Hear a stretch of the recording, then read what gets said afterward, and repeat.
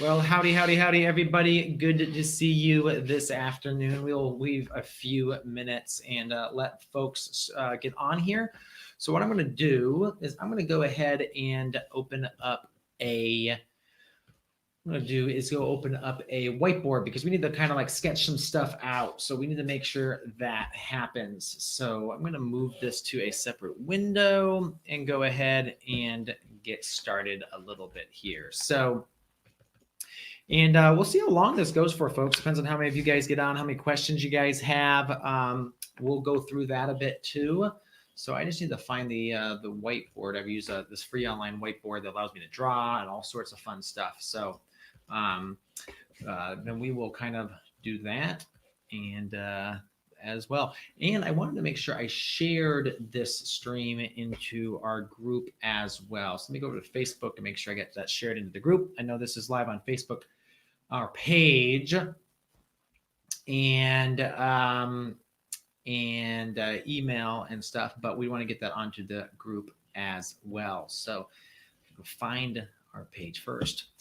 All right, so let me know where you're listening from today. I know that we probably have some folks from the US, sure, Canada, maybe from around the world. Try to do this early enough in the day that it's still okay for our UK folks. So I wanted to make sure that we had that as well. So I'm going to go share this into the group. So let me share. Let's try this. Share it this way. Here we go.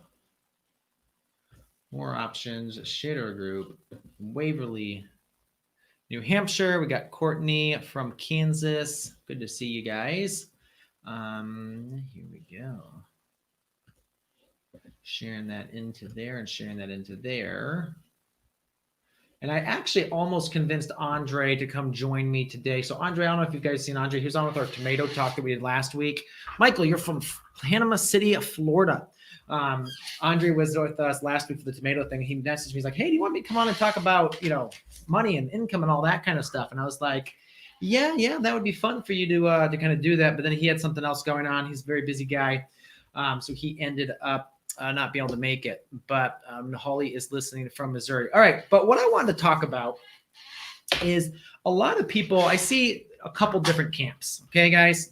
There's like two extreme different camps out there, and neither of them is right. Okay, so there's the one camp that says, oh, market gardening is so profitable. Literally, you can get $40 a pound for arugula, and it's like in 21 days it's ready, and literally you can quit your job and start farming, and you're going to be a millionaire soon. Well, I like to laugh at them. That was one of my bosses when I worked for a billionaire in the Hudson Valley. He thought he was going to make more money off his farm than he did his hedge fund. Well, and he was, unfortunately, he was, just rudely awakened to that. He spent literally hundreds of thousands of dollars in the farm, crazy amounts of money. So then you've also got the people on the other side of the thing that says there's absolutely no money in farming. You can only farm as a hobby on the side. That's just the way it works. There's a guy out there that he actually blocked me on Facebook. This is how vehemently he disagreed with me. And that he says that, I do consulting for farmers. I charge $15 an hour. But yeah, farming's always going to be on the side of the, because you're never going to make money on it. And if $15 an hour for farm consulting, I mean, our rates are literally, well, let's put it this way, multiples of that. Again, we do not do much consulting, and we just 90% of our applications we just send on to other people because we just don't have the bandwidth any longer. This is a much better way for me to reach more people, is just to do lives like this. So you got those two camps. You're going to make tons of money. You got to make no money. And both of them are wrong. And here's why both of them are wrong is farming is just like any other business. And yes, you can make good money. And I have actually multiple farmers I've talked to. And one of them in particular, I think he's in Richard Wiswall's book saying this. He says, my parents wanted me to be a doctor or a lawyer, but I don't think I could take the pay cut now to go do those jobs.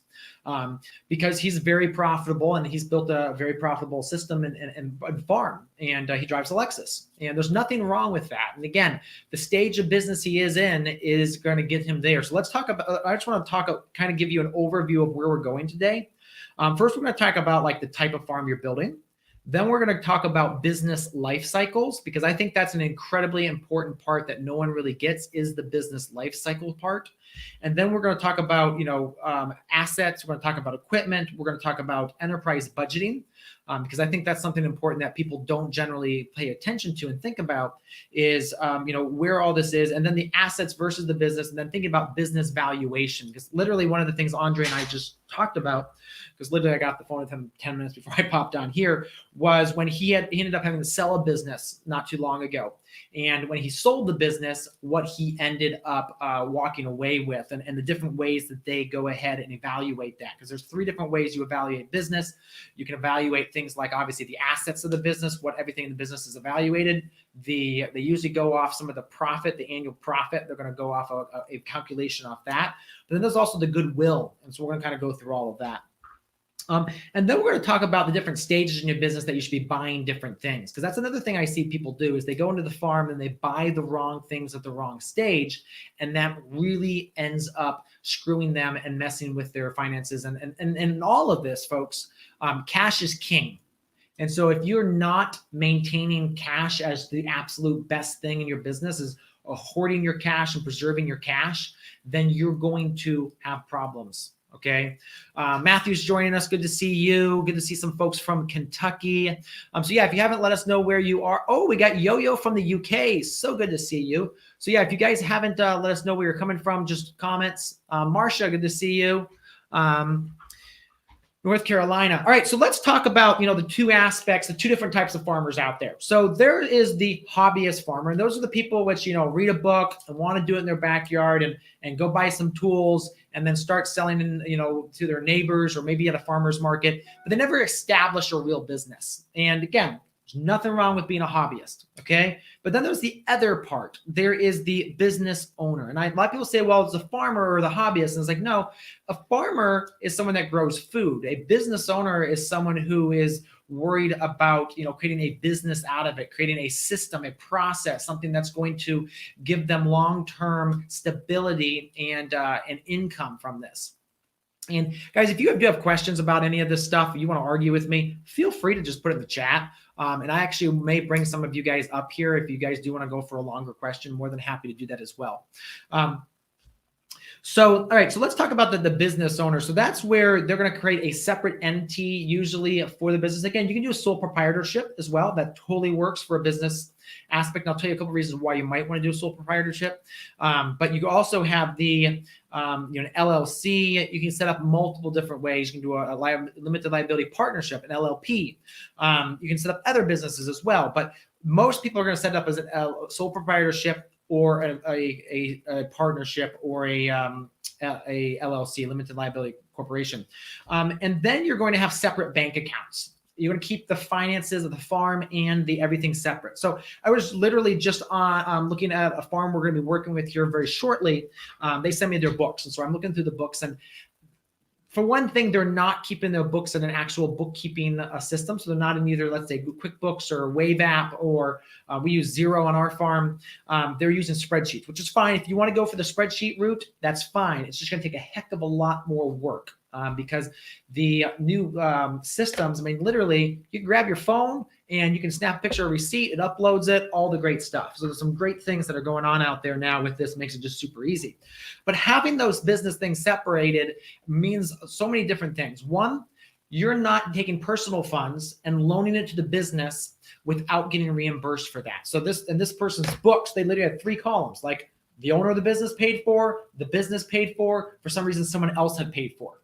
And the problem with that is if you're using your personal funds and you're not set up as a business, what's happening is everything you spend in the business is not getting to be a tax deduction. You're not setting it up properly like that. And so the thing we really focus on is what we do is you set up your entity, you set up a bank account, and just move like money over. So at the beginning of every single week, or when you need to pay bills, you look at that and then move the money to the business and then pay for the expenses. We also obviously keep petty cash in as well, just an account. And then anytime we spend the petty cash, like let's see, yesterday I bought a brand new double door freezer or fridge I'm turning into a germination chamber. It cost me $300. So today I'm going to go into my business part of the bank, and I'll write myself a check for that $300. Okay. And then when we cash that check, that money will go back into the petty cash, and technically probably could even completely not even write it to myself, but write it to just go to our local bank and withdraw $300 for that. And then just make sure we label that for what it is. Again, your goal is to get a receipt from all these people, but some of these people don't want to give you receipts, which is unfortunate. So again, having those things separate allow you to get the correct deductions, because here's the thing. If you look at what your tax rate is, and again, from probably most of the people we're working with, you're probably not at the 50% yet, probably not at the 30. You may be more in the 20% range, or maybe some of you in the 30, 35% range. But if you're spending it from your personal money, that means forever, let's say you're in the 33% or 35% range. That means for every $10 you spend, you're paying 30% or $3.30 on taxes on that you could be recouping. So again, you're not getting the total amount of money you want that you're spending on the business back from the business. And so having yourself that separate entity so that everything that goes through is getting looked at as an expense for the business and not a personal expense is super important. So recently we bought a new vehicle for our corporations, let's put it that way. And one of the businesses bought it. And again, you still use that for some personal trips. We just have to make sure we keep the mileage separate and everything. But taking that large amount of cash outlay and the business paying for it meant that we weren't paying tax on the money for that vehicle. Because we're able to expense that for this year. So that's the first thing I want to kind of talk about is, the hobbyist of the person who's just kind of spending money out of their account, like, man, I'm spending all this money on the farm, versus the person is everything separate, everything set up. And again, and for that matter, you should probably have a bookkeeper and a CPA. We literally just hired a bookkeeper at $15 an hour, who will be doing all of our books for our business. And they're doing a great job so far setting things up. But it's not expensive. They'll literally spend a couple hours a month going through things, and it'll give you incredible insight and clarity through everything that's going on. So let's talk about now the business life cycle. Because that's one of the things that I think a lot of people don't understand. They see, hey, Brendan, good to see you. And Brendan, actually, you're probably going to chime in on some of this stuff here. So I'm going to actually give you the link if you want. I'll give you the link to pop on in the back if you want, because I know you've got a lot to say on this. I've actually reached out to you a couple times on some of this finance stuff. So it's always good to kind of be able to kind of bounce stuff off you. Let's see if I can find you here. Here we go. Cool. All right, but let's get back to the aspect of the business life cycle. And again, your business life cycle is going to be different depending on where you are in your business and where you are in your personal funds. So right now I'm at a stage in my life where our other business has a little bit of leeway. So we are able to invest some money into our farm business. Not a ton, but we are able to do some, which is incredibly helpful to be able to, when I see something that I can buy with cash, I can just go buy it. Now, granted, we literally also just closed on a USDA microloan, equipment loan. And how that works is literally I go to the guy and say, look, obviously we submitted for a certain number of different things for the business. But he said, look, if you need to change that, like go down in some things and buy other things, as long as they're things that we would normally cover, we're okay with it. So you just go buy it and then submit the receipts, and we'll put that money right in your account that you can then withdraw. So again, we're actually giving ourselves another whole $50,000 of spending power for our business. But let's talk about business life. Well, before we get into business life cycles, I actually want to kind of get into what I see. A lot of people say I'm very limited finances, don't have the way to do this. And yes, and on some aspects, I understand that some people just don't have the finances. But the other thing is, a lot of it comes down to not necessarily not having the finances, but not having the being too afraid, or not having the confidence to go out and spend the money. So right now, again, we're in a big spending stage for our business. We bought, tractors, coolers. We're investing in, mushroom blocks, and we're getting ready to. We spent literally $3,000 on development plans because to get all the drawings and stuff so we can go before the city, and we're putting in a retail store and all of that. Again, that's incredibly, on one aspect, nerve-wracking that we're spending large amounts of money on that, and going after financing for some of these things, but I have the confidence that I know how to make money in the agricultural space. And a lot of people don't have that confidence. And so if you can have that confidence, and the thing about the confidence too is having the systems and the processes to back that up. So if you can run the numbers, and we're going to run some numbers today, we're not going to do a lot of numbers today, but we will run some numbers today. And when you can run those numbers and say, oh, I buy and again, this are some of the numbers we ran. I buy a block for $11, a mushroom block for $11. That mushroom block gets me 3 pounds of mushrooms. I can sell those mushrooms at $14 a pound. When you do the basic math on that, and all that happens in about 3 weeks, that's a really, really good ROI. That's a better ROI than the stock market in many cases. So being able to be able to look at that and know those numbers is what gives you confidence. And then let's do another one. So one of the other big enterprises that we're focused on is horticulture. Okay, so you've got a little 6-pack. And again, most people are doing 2-packs instead of 6-packs, but we'll use a 6-pack.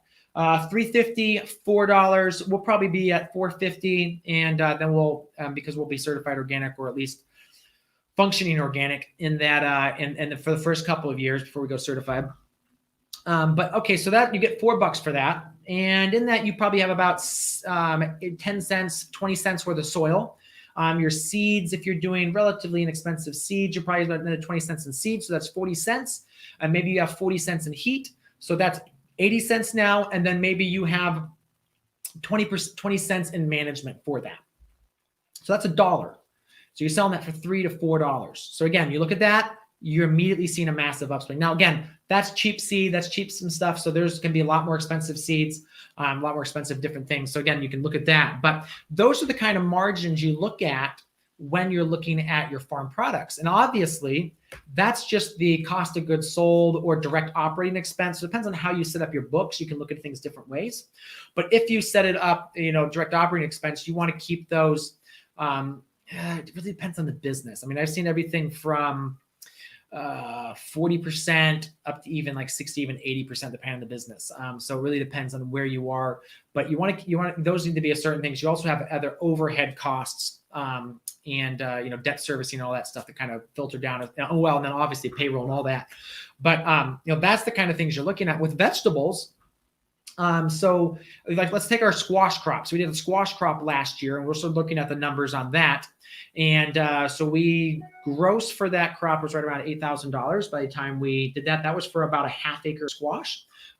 We had probably about a 25% reduction or 30% reduction in yield from what we should have gotten, just because of some of the we tried to plant the squash field and move at the exact same time. So there was a lot of things going on. And again, the care that I would have liked to have taken to all of that didn't happen. So we got some reduced yields. But if you look at what our cost for that squash crop was, yes, we were, even if we were paying rent on that field of, let's say, $500 an acre for that field, we would have come out ahead. But let's say for that much of squash, you're probably looking at about $120 in squash seed. So the cost of the actual seed for that. I think we ended up having about 100 hours into that crop. We had about 100 hours of actual production time of planting and all that into that. I think we spent about $60 to pay people to help pick it up, and about $60 in pizza. So $60 in pizza and $60 in cash to pick it all up out of the field. And then we had the equipment. So we already had some of the equipment, or borrow some of the equipment. So that was a major, and actually the farmer who contracted with us for this provided some of the equipment as well. So we actually kind of traded that as part of the purchase price. So again, once you put this all together, we still made a 50% profit on top of that squash crop. Okay. So when you look at that, you can see that a lot of these enterprises are very profitable. The problem is you get into is that So Garden Thorn is asking, you must have a market for the mushrooms. Yeah, you absolutely need the market for the mushrooms too. So we're still building that market right now. So right now we're selling to a couple local CSAs, and we're moving into the restaurant space. So we're really right now a really small aspect of that. Mushrooms are a very tiny aspect of the farm. But as soon as our retail stand goes in, and we actually have a retail stand, we're going to ramp that back up. So again, right now we're keeping it relatively small, but we will be ramping that up. But those prices I kind of quoted you were the prices that we're talking to established business owners across the country and in multiple places, not just one person that says, oh, I can get these great prices. If I quoted you those prices, you'd be jumping on the bandwagon really fast. So we were kind of going after average prices from different farmers that we've talked to over the US. But where I was going with that. So yeah, so looking at those profit margin, these enterprises, and then obviously you have to build in the rest of the business. You have to build in the rent. You have to build in, the taxes, the labor, all that sort on top of that is the kind of stuff. Just the general, I need to invoice these people that are buying the mushrooms and stuff like that. You have to order supplies. So all that time and stuff for that overhead has to be built into that. But what I've been trying to get to is the cycles of a business. So when you first brand new start out in a farm, there's massive expenses going on. And that's going to be a lot different than, let's say, my friends Paul and Sandy Arnold, who are literally they've been farming for 30 years, and they have incredibly stable everything in their business. They have their team, they have the equipment, they have really nice infrastructure. They're sitting on probably $1 million worth of infrastructure around their farm. And they're at this point in their business, they can go out. It's interesting because Sandy, I was talking to Sandy about some year-end spending, and she's like, yeah, I think we're going to spend like 30 grand on this piece of equipment. And, it's not really going to do much for us. I mean, we've already got equipment that will cover this. But the thing is, this will mean Paul won't have to do these 3 tasks anymore. And so right now in their stage of the business, they're all about the little tiny tweaks that are going to make life easier for them. They're spending less hours working on the farm, less stress level. Things are going to be easier, not going to pick things up. But at the beginning, there's no way. So like I'm at a very beginning stage. So we're really bootstrapping. So yesterday I went and picked up a $300 2-door fridge that we're going to use as a germination chamber. And what we're doing with that is, it's an old fridge. So, I mean, I don't know how old it is, but I'd probably say it's 15, 20 years old. And I did verify that it would work. But my goal with that is we're obviously going to build it like we need to. And again, with those things, there's not a lot of work that needs done. So there's not a lot of rehab. It's pretty much to use the same thing, just add some crock pots and some temperature probes in there. We actually have a whole course on how we do it. And that will be ready to go. But, I could have gone out and bought a $1,500 or $2,000 fridge. And I kind of wanted to, because I knew then it would work really, really well, be nice. The seals would all be great. But I knew this year right now, cash is king, and we're kind of bootstrapping as we go. So that's why we spent the $300 instead of the $3,000 version. And again, the goal is get through a year or 2. And then from then on, and if that, hopefully the refrigeration will last that long. Because really we only need the refrigeration on that thing for like 4 or 5 weeks out of the year during the mid-peak summer. So again, so that's what we're in that bootstrapping phase, which is a very different. So kind of like the start phase. Again, we have the 5 stages of the thriving farmer. The beginning stage is the dreamer stage. Our business right now is definitely beyond the dreamer stage. We're in the start phase. We're making infrastructure investments, we're making marketing investments, we're building an email list, all those kinds of things.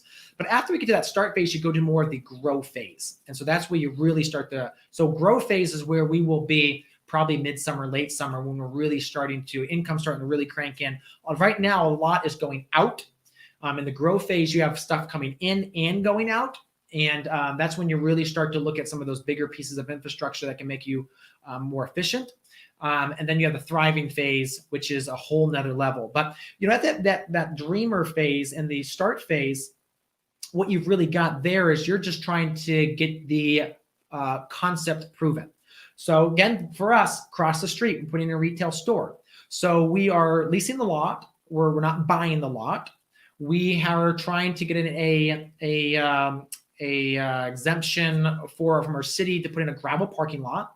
So we're putting in a $1,300 parking lot instead of a $15,000 parking lot.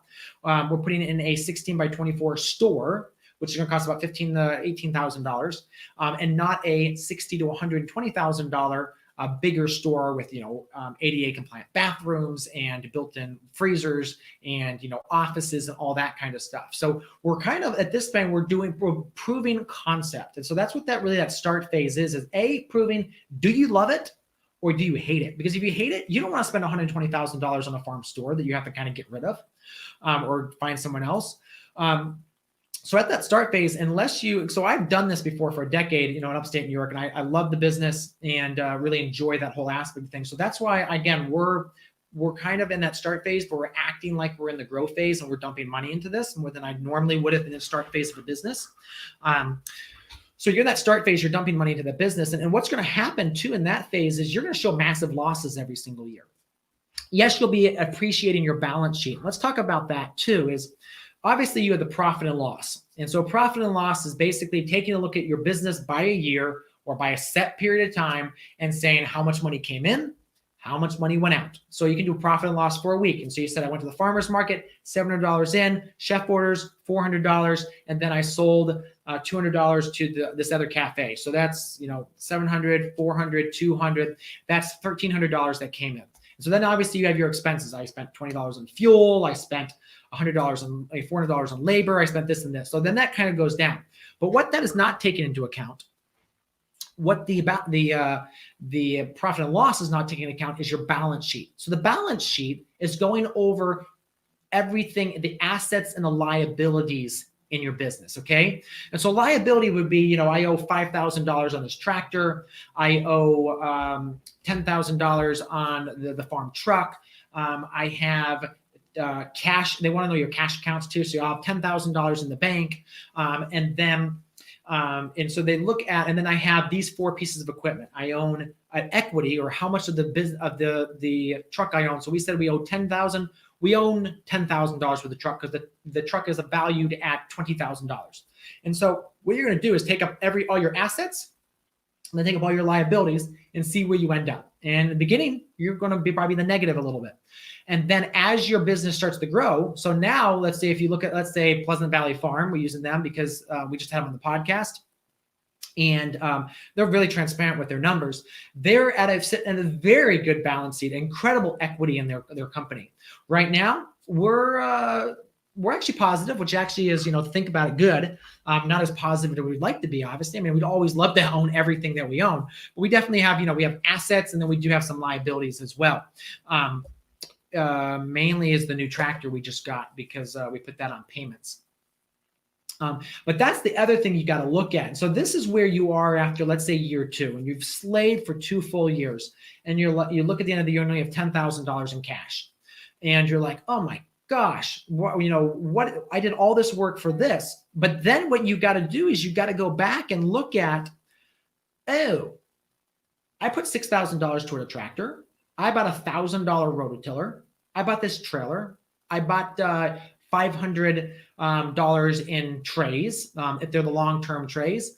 And so if you look at all the assets you've got, and again, it depends on what is actually being used in the business versus what is actually assets too. So you got to be careful about that. If it's basically have a lifespan of like a year or less, you don't put on your asset sheet. It just goes straight into like expenses for the business. And again, with assets too, we don't have time for this today, and I'm not probably equipped to say this, but you have short-term, medium-term, and long-term assets too, and liabilities. So you've got to look at that too. And then as you depreciate some of those assets, they will go in a depreciation line too in your balance sheet too. So you also have a balance sheet line for depreciation. So again, we could get all into that. You want to get a CPA to talk about that. Because again, that's a little bit above my head. It makes me sweat when I start getting into some of those numbers. But I think what I've got here is the different business stages and kind of some of the things that you're going to be investing in. So another thing too, I see some farmers make the mistake of is they buy thriving and mentor stage things in the dreamer stage or the start phase. So let's say I looked at my barn and I said, I've got a great south facing side of the barn, and I could put solar panels up there, and it cost me $10,000 for solar panels, and there's a good ROI for that. So, I'll make that money back in 10 years. So, after 10 years, those solar panels will pay off. and I'm going to have, free electricity after 10 years. Well, is that, give me in the comments, guys. Do you think that is a good expense to be spending in the dreamer or the beginning stage of the farm? Lloyd's asking question on balance sheet. What is a healthy rate of increase net worth from year to year? Lloyd, that's a great question.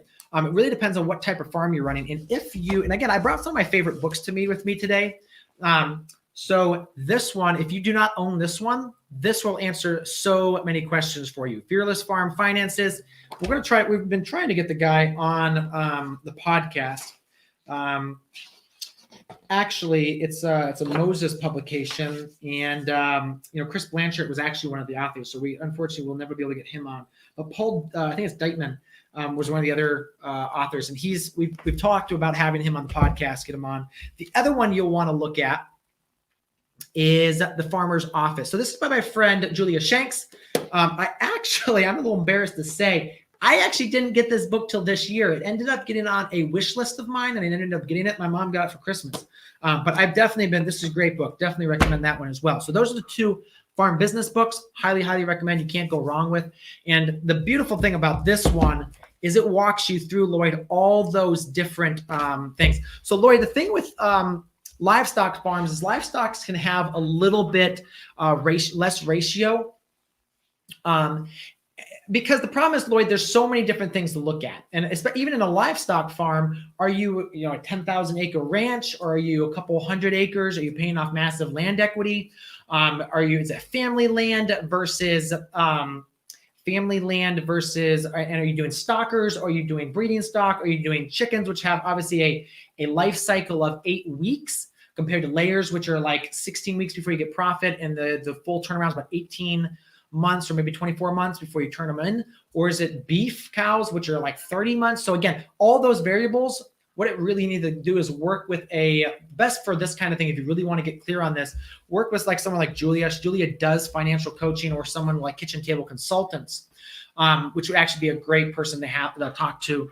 We did a podcast with Ted. So Ted, we did a podcast with Ted's owner of Kitchen Table Consultants. This goes into that. So that would be really helpful for you as well. But yeah, I'm getting some questions here. And Just Farman says, Steve, I do owe you a message. I do need to get you on. Yeah, and I'm actually going to bring Brendan on here in just a minute. But yes, Steve was saying, at that stage in your business, no, solar panel is absolutely not right. Unless you're looking at a bunch of grants. We're going to give them to you for free, and you actually can do like the Arnolds did and made money because they did some of the install themselves and were able to pay themselves back for that install. So yeah, but let's say, one of those things, and Brendan, I'm just going to bring you up here. One of those things that, that would be a very good thing is the paper pot. Because again, one of the biggest problems with year 1 and year 2 on your farm is labor. And so if you can decrease your labor in those early years, you're going to be golden. Now, obviously, you have to have the right soil type. You have to have all the different systems in place for that paper pot. And paper pots, in some aspect, have a high production cost. And what I mean by a high production cost is you have to be efficient with it. You have to make it pay, because you're putting out cost of pots as well as cost of soil when you're using that. And so you don't want to plant a whole 100-foot bed of lettuce with a paper pot, only use 25%, because your expenses for that bed of lettuce are going to be higher than if you're just to plant it by hand. Brendan, how you doing? Hey, great. Thanks for doing this. This is a good little live session you're doing. Yeah, just I got a couple questions about that. And so I was like, I really should do a session on this and kind of like just cover some of this stuff, because these are the questions that either discourage people so much, or just they don't understand. They get really confused by the whole mess of what finances are. Well, I like you highlighting how, or posing the question in the preview of, is your profit hiding on your balance sheet? That's something that a lot of people don't realize. And it is one aspect of the long game of farming. And I saw Howard in here in the chat, and I think that was one of the most exceptional podcasts that you've done since I've been listening to your podcast. And I'd like to commend Howard for the amount of information and insights he unloaded on the audience. But he's a great example of, the benefits of multi-decade farming and what that does to your balance sheet over years of appreciation. Exactly. Yeah. And, and so people are investing in that balance sheet. And again, Paul and Sandy Arnold have been one of those farmers, which are unlike a lot of other ones. They also invested heavily in themselves. So they always maxed out their IRAs, which a lot of farmers aren't doing. A lot of farmers like, well, I'm going to take care of that at a later point. But Paul and Sandy were incredibly slow growth. So like we started winter growing at about the same time. And of course, we rushed long into it. Really heavily at the start, but then I kind of like after like 5 years, I kind of looked back at the Arnolds and I was like looking at where they were compared to where we were. And Paul is one of those that every single year he's going to do something very specific, very methodical, but they now built themselves to exactly where they want to be. And they're sitting, setting up the farm that they want to see, the 10-year, the 20-year, the 30-year vision. So Brendan, talk a little bit about yourself, because you had a little bit of a different setup, that you were able to invest some resources in the farm the first couple of years, and now that's paying back. Sure. Well, is there a specific question or just sort of the evolution of the business plan and model and how my vision at the front end was about investment to then have the confidence to know that I will recoup? Yeah, I think that's the confidence part right there, because I mean, obviously you and I have chatted that you kind of looked at your marketplace and could see that someone else and it left a hole in the market. So you knew there was the sales potential, and you knew you had the road, that the good access. And so then it was just a matter of how do we build a system that can kick out what we know will sell.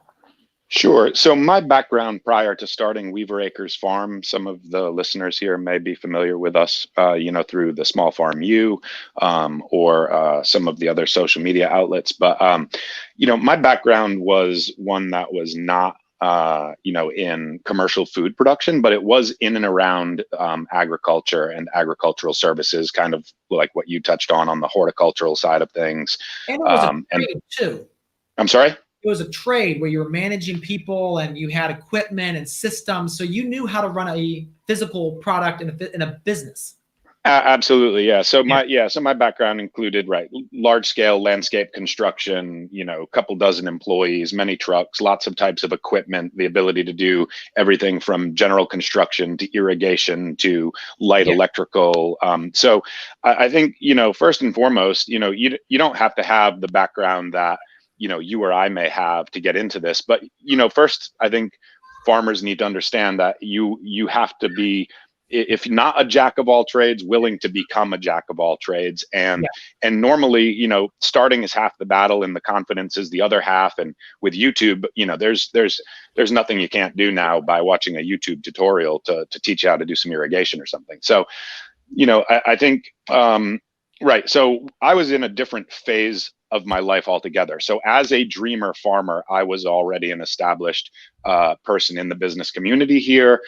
We had just purchased a piece of property that was country adjacent, as we like to call it. It's on a main country road in a very strong university, pair of university towns, small cities, where we have a great population, very affluent population, very well educated population, so on and so forth. So as dreamer farmers, we were looking at this as an opportunity to preserve the surrounding farmland that we have an opportunity to purchase from our neighbors, and got into it to do it as such. So when we got into it, we took a look at the fact that there was another local all natural or organic farm down the road that was really a hobby farm for some wealthy individuals, poorly managed, and it ran out its 7-year life cycle.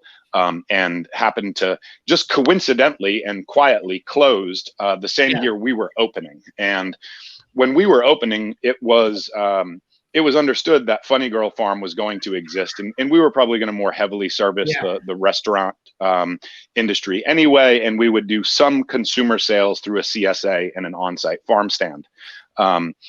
So from there, we really just took a look at, okay, what was the right model for us? And obviously that was to take advantage of the local population and the traffic count, bringing sales on site as you're doing up there in Ohio, with a farm stand and an eventual farm store.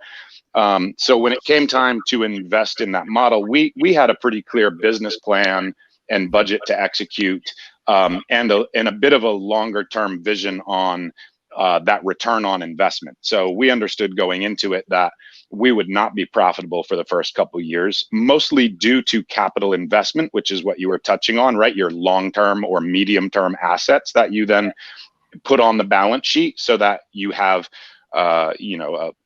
a physical asset to replace the money that you invested to purchase or finance that physical asset.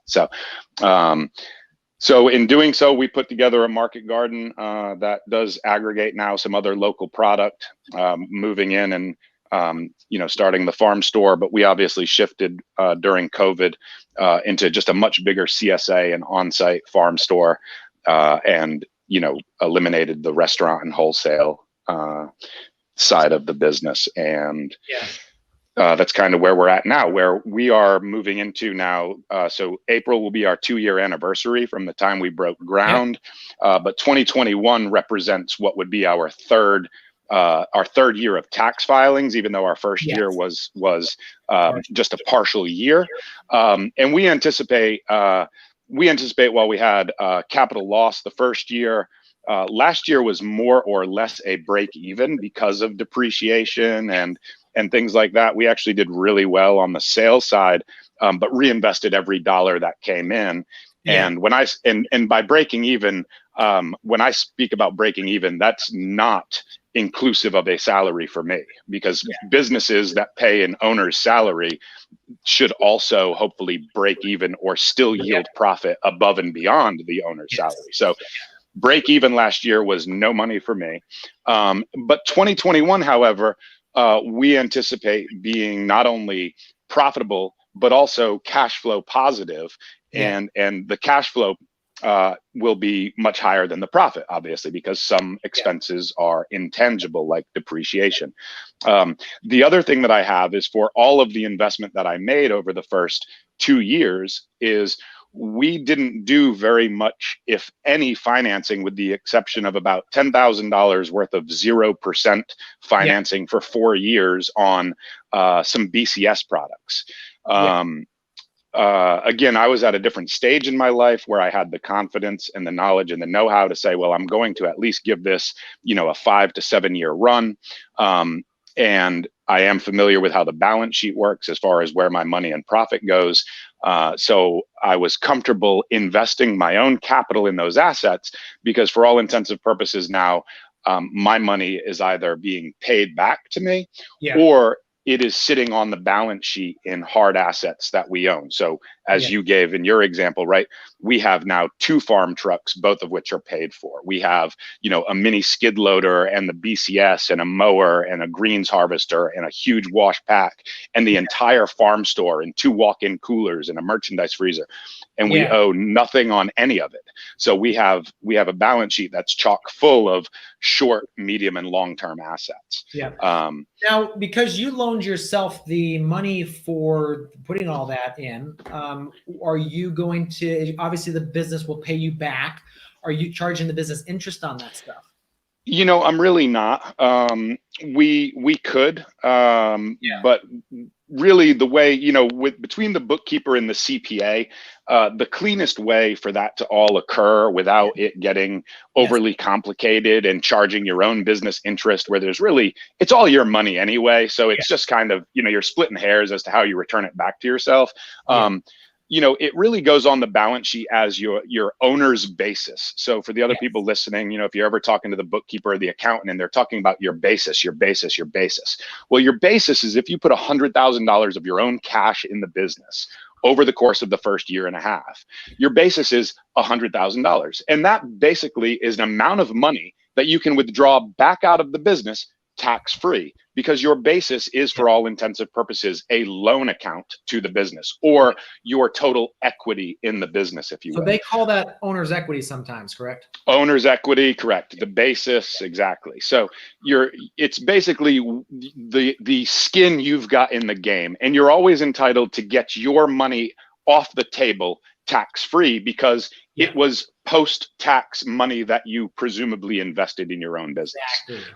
Now, you could charge yourself interest that would lead to a further tax deduction for the business itself. It could pay a 10% annual interest rate on that loan, and that $10,000 in interest that year on the $100,000 loan would be an intangible tax deduction for the business. Now, most of the listeners here, even myself included, we probably don't have enough tax liability yet to worry about like finding more tax deductions.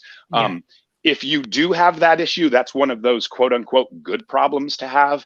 And I don't necessarily know that it's really even still worth your time. Like, you know, you were talking about what tax rate people are at early on. You know, we have a scaled tax rate in this country. And I would be willing to bet most people here are in the 8 to 15% tax bracket where, you know, on your first 40 grand, you're going to pay 8%. On your next 40 grand, you're going to pay 50. So there, you know, if you're only making 40 grand in profit by the end of the year, your tax rate at 8%, you're talking about saving $800 when you're probably spending $200 on accounting and bookkeeping to keep track of some interest bearing loan account, you know?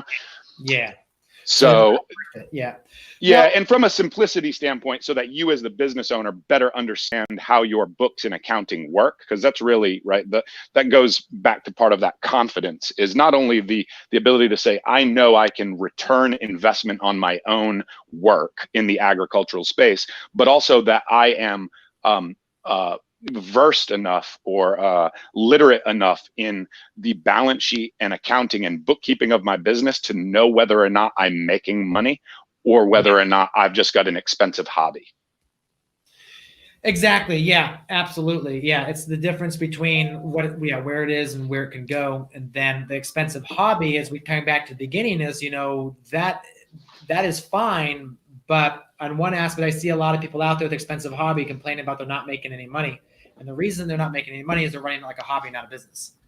Correct. Yeah. And one of the questions Pondy Mountain Farm is asking, how do you get around not paying yourself? IRS wants you to pay corporate officers a reasonable salary. It really depends on how you're set up. If you're a sole proprietor, we're an LLC with an S Corp designation, which is for all intensive purposes a sole proprietorship, which gets a couple additional tax benefits from just being a straight up like DBA.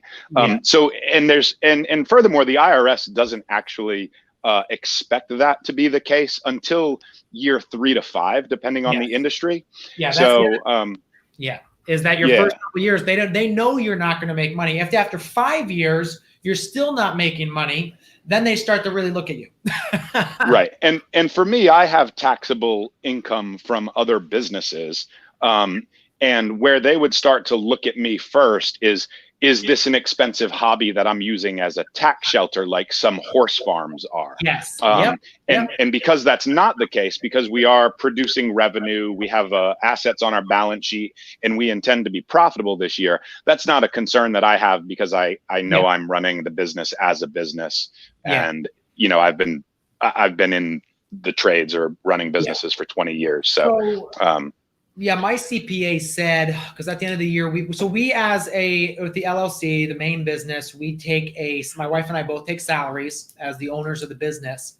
And then at the end of the year or throughout the year, we just do our owner's draw, which is taxed differently. So the salary, they obviously want you to pay all the FICA, Medicare, all that good stuff. But the owner's draw gets taxed differently. And so he said, I think is it 40% of your take? They want it to be as a salary, or is it 60%?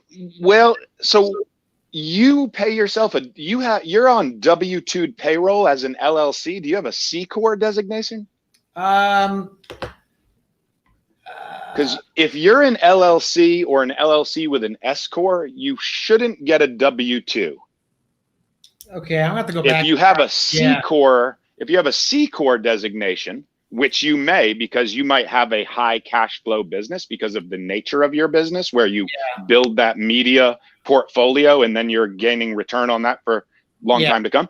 You may have been advised to become a C Corp, in which case you would be paying yourself a W-2 salary, and then you would take a dividend or a draw, which would be taxed differently. Yeah, well, I know we went to an S corp, but he did for some reason he wanted us to take. I don't know. I can go back and talk to him about it, but it's W-2. We do basically we have a payroll company that every month we hit the button that says run payroll. So, interesting. So yeah. so I have to take I take draws from my business, which are untaxed, but I have to submit quarterly estimated tax, or I get penalized if I haven't done that. Exactly. Yeah. But again, that's for my off-farm business, right? My farm doesn't make any money yet, and in fact provided me personal tax deductions the last the first year, and now my taxes as a self-employed individual won't be done until October of this year, because every self-employed person in the world extends their taxes. So when I complete my 2020s, the farm will have benefited me from a personal tax liability standpoint from last year. Yeah, and I think people too, the first couple of years they're not going to necessarily take an income from it. But they can be making sure that they need to be making sure their owner's equity accounts are where they need to be, so that when the farm does make money, they can go recoup those early years. Correct. And furthermore, you should also, yes, exactly. You should be, that's probably the most important accounting line item that everyone should be setting up, is that owner's equity account, so that you can extract that capital again tax-free in the future. Yeah, absolutely. Farmer George says land prices are skyrocketing and outpacing my ability to save for a down payment, while the dollar is losing value due to inflation and bad economic policy. I've been profitable for years, but nowhere close to land purchase. And I think you're from California, if I remember correctly. So yeah, I mean, California is crazy. I don't know how anyone farms out there. I mean, some of the land in the Salinas Valley is $100,000 an acre. For farmland. It just blows my mind what goes on out there.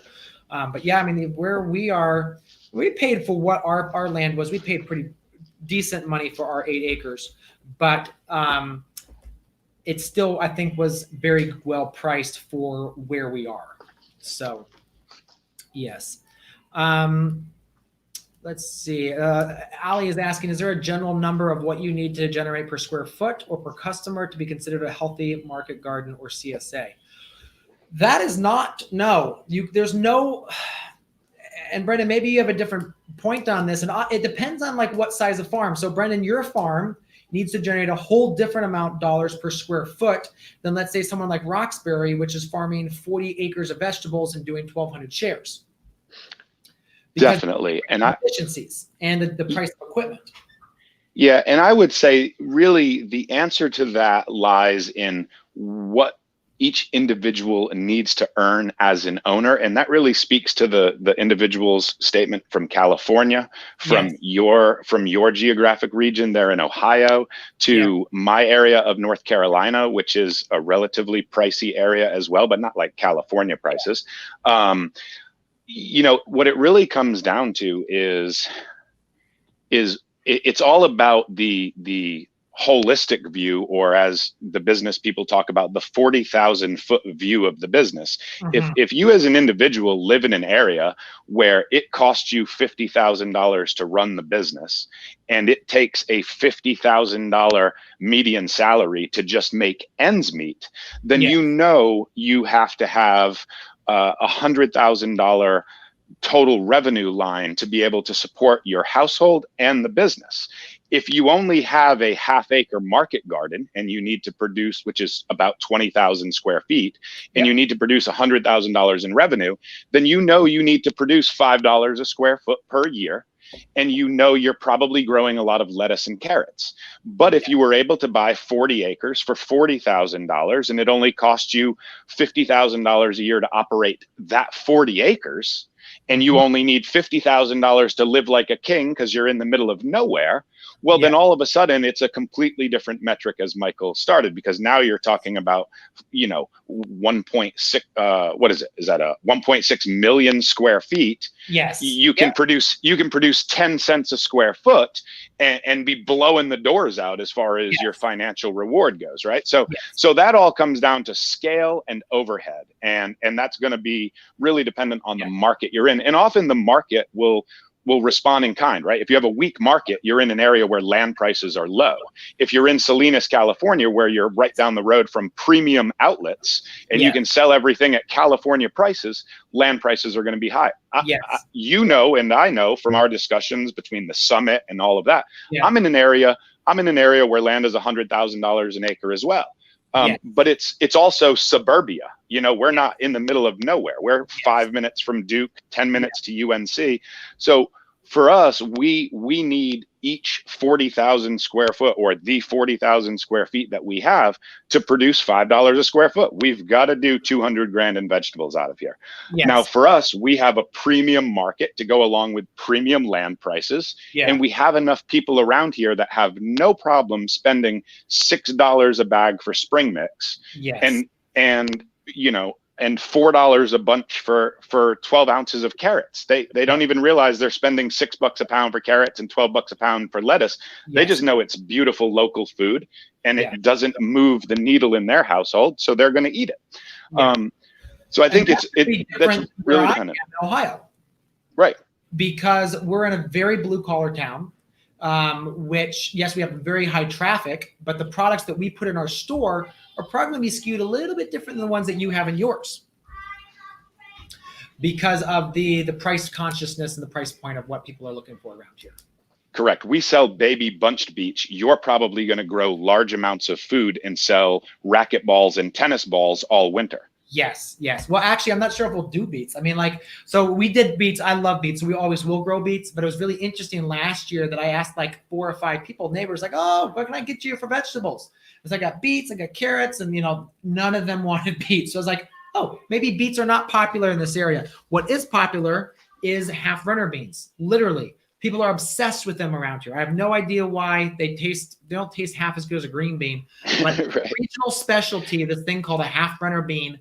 And it grows it grows up a fence or something like that. And anyway, it's one of those things where every place is gonna be a little different. And you and I both know a farm that's in a very remote part of the Catskills, and then sells literally into one of the best farmers markets in the world.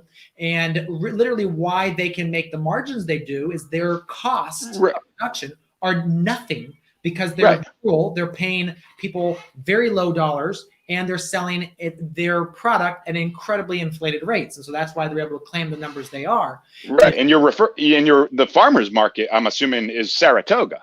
No, it's actually one of the New York markets. It's one of the it's the Westchester, where it's basically where Hillary Clinton is. Yeah, those markets. Which, I mean, basically, it's people that have 7, 8, 9 figure incomes. Yeah. These are people that send somebody else to the market to shop for them. Exactly. Yeah. So, so I mean, those are all the different things that you've got to kind of play around with. And that's why when someone says, how much should I be making? I mean, I can't tell you that, but what I can do is we can get back there from what the end goal needs to be to make it profitable in your business. And again, I think, Stephen did hit, and obviously Howard did too, is it's buyers. Your marketing plan is the number one thing that you have to focus on in your business. And that's why, right now, we're hiring an assistant farm manager who hopefully will be able to grow very quickly into the farm manager, which removes me from the day-to-day operation, so I can just focus on marketing, because that's what I do best. Well, Howard hit the nail on the head, and you've said it again here today, and I will third that, is it really, nothing matters other than, do you have the ability to sell what you grow? It is relatively easy to grow food. We as Homo sapiens have literally evolved to grow food. So, there's lots of complexities to it, but ultimately you can teach somebody to grow food. You can't teach somebody, and you can't create a market where there is none. So you've got to know, like you found out, right? It's runner beans and not beets. Howard's podcast was phenomenal because you can just change words out in some of the examples he was giving, and how he ended up in the transplants business, and how he already knew where to go to find the buyers, how to speak their language. Yes. Those are the skills that you need to understand up front. You need to know who your buyer is. How do they talk the talk? What do they expect to hear? How do they do their purchasing? And that goes for whether or not you're a farm stand dealing with 60-year-old little old ladies, or whether you're going after Whole Foods to sell your perennial herbs. There's a buyer there, and they have a language that they speak, and that you need to know how to speak that language. Yeah. If you, and again, it comes back to what are their problems? What are they struggling with? What are they looking for? Because we speak about things very differently than what they're speaking about it. We may say, oh, I've got the freshest mushrooms, but what the chef is wanting is, gosh, the other mushroom guy is so inconsistent. Yes, some of them are as fresh as can be, and the next day they don't have any. So I'm like, I'm the most consistent mushroom producer. That's two very different things, and then one's going to connect and one's just going to bounce off. Absolutely. Yeah, you're nail on the head. I can't suggest enough that people check out your podcast in general, but the episode with Howard here recently, literally. Yes. There's only been like 3 episodes I've ever given you a direct shout out on, and that was one of them. What were the other 2? Well, Brian Bates real early on, because that was pretty early in their life cycle, and he had lots of great wisdom as far as team and all of that. And then what was the third? I'd have to look back. Yeah. But there's been, Howard's was great, and he's such a fixture within the farming social community. It was nice to put a story to a name that you otherwise are really just communicating with on the message boards and things. And I feel like in one aspect we only scratched the surface with what he knows too, because he's got so much depth of knowledge there, just because of the decades of experience. So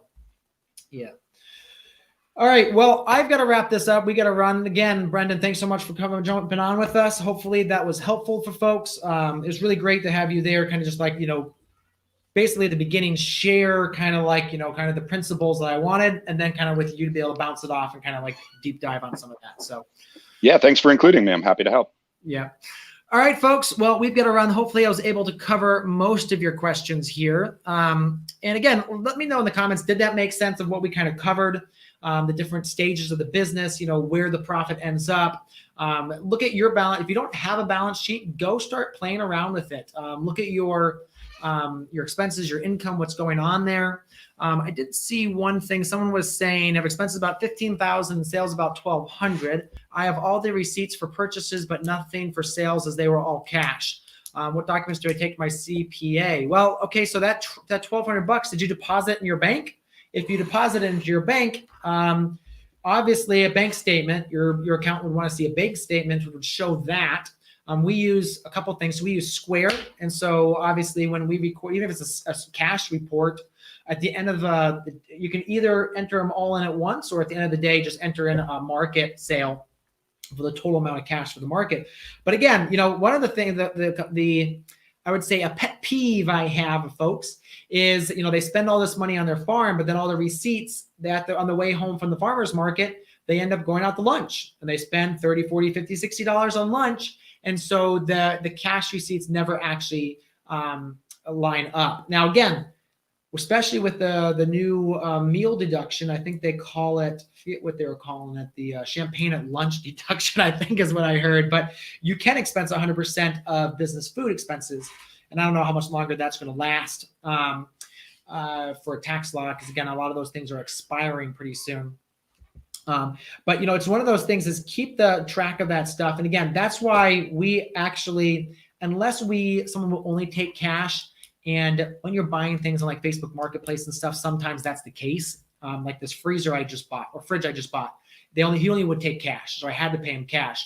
But we'll make a receipt up. We'll make that thing so that goes into the books as a $300 cash purchase. And usually what they'll do is run a petty cash account. is the accountant will run a petty, or a bookkeeper will run a petty cash account for all those cash expenses.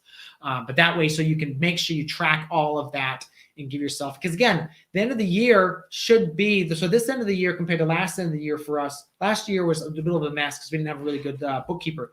This year, literally, we got on the phone for an hour and a half. We went through everything, and then she sent me a thing and says, here you are, you're ready to go. Now it's next to the CPA and getting those taxes filed. So again, at the end of the year doesn't have to be crazy.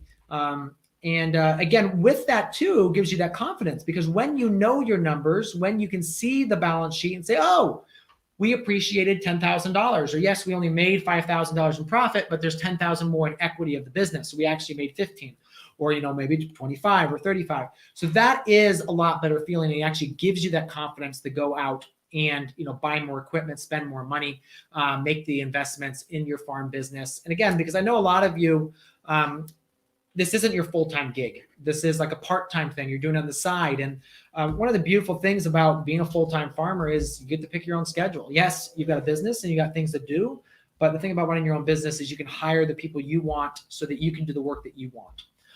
And for right now, that's going to be a few years for us because we're still in that startup phase. So I'm still wearing a lot of hats. But there will be a point where I get to do what I want all day, which is just kind of mess in the farm shop and do R&D and trials and talk to customers, because those are the 4 things I like to do in my business. So, all right, folks, thanks so much for hanging out. Hopefully this was helpful. This was a lot of fun. Appreciate you guys. And Lloyd says the balance sheet has been one of the best indicators in our business. Highly encourage doing it. Awesome. Papa Brian says, got the lights as you put out in the transplant video, smooth. Awesome. Yeah, Papa Brian, we are actually trying brand new lights as well. Actually, you can't see behind the camera. Actually, behind the camera, there's a whole set. It's a little bit of a mess, so I'm not going to show it to you. But we're trying brand new lights that are actually a lot cheaper, and we're actually looking into importing them directly from China. So you can just buy them literally off the shelf in the US and get them within a couple of days. So we're looking at those 2 things right now on that front. Because of course I don't have enough to do in my in the 24 hours of the day. But I'm gonna let you all go. Thanks so much, and you guys have a great rest of your day.